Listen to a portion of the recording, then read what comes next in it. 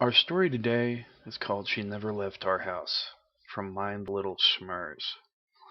A few years later, we left our little cabin in the woods to move to a new house a bit closer to town. I had my very own room, spent a lot of time playing alone in it and reading in it. Every now and then, I would hear what sounded like footsteps or banging coming from below my floorboards. I guess it was just normal house sounds, maybe pipes, and I got used to it. After months of pretty non-stop banging, which no one else could hear, things started to escalate. Heavy furniture started falling down on its own. A solid oak dresser simply toppled over as I was sitting on my bed across the room, reading. A few days later, I was playing with my Teddy Ruxpin doll when it suddenly drained of batteries. I asked my father to put the new ones in, only to find that they ran down again almost immediately. We assumed the toy was broken and forgot about it. From the day we had arrived in the house, I had known I wasn't alone in that room. I had grown up in isolation and knew it felt like this was different. I started responding to the knocking sounds. Stop it, I'm trying to read.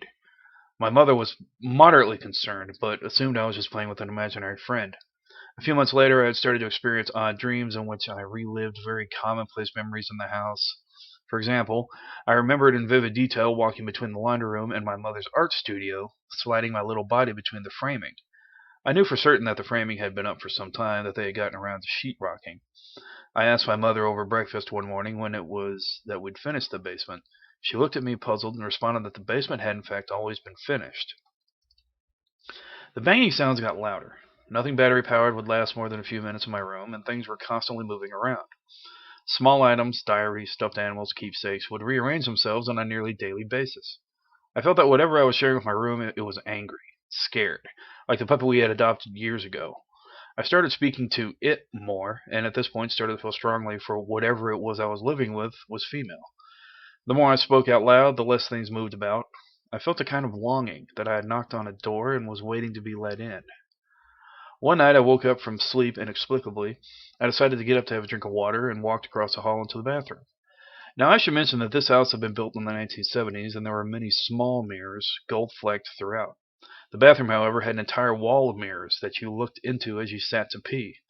Bleary-eyed, I shuffled into the bathroom and sat down. Suddenly my skin turned to goose flesh and I felt as though cold water had been poured down the back of my neck.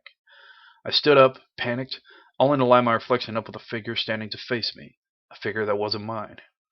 I tilted my head to the right and to the left. Our reflection did the same. It was me, but it wasn't me. She had shorter hair and slighter features.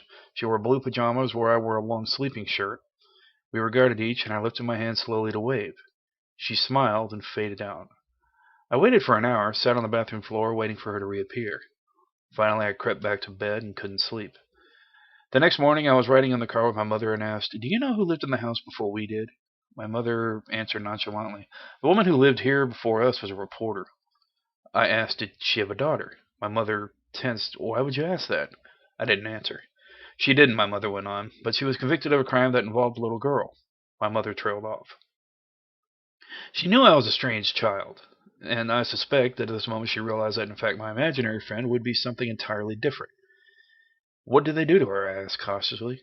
"Well," my mother began, "the woman who lived here helped her boyfriend to abduct this little girl, and she was never found."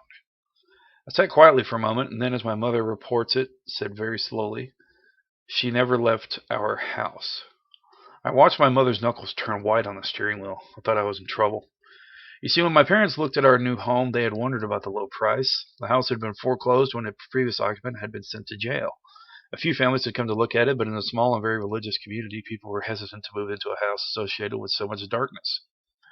We were poor, and my parents had two children living on top of one another in a cabin with no central heating.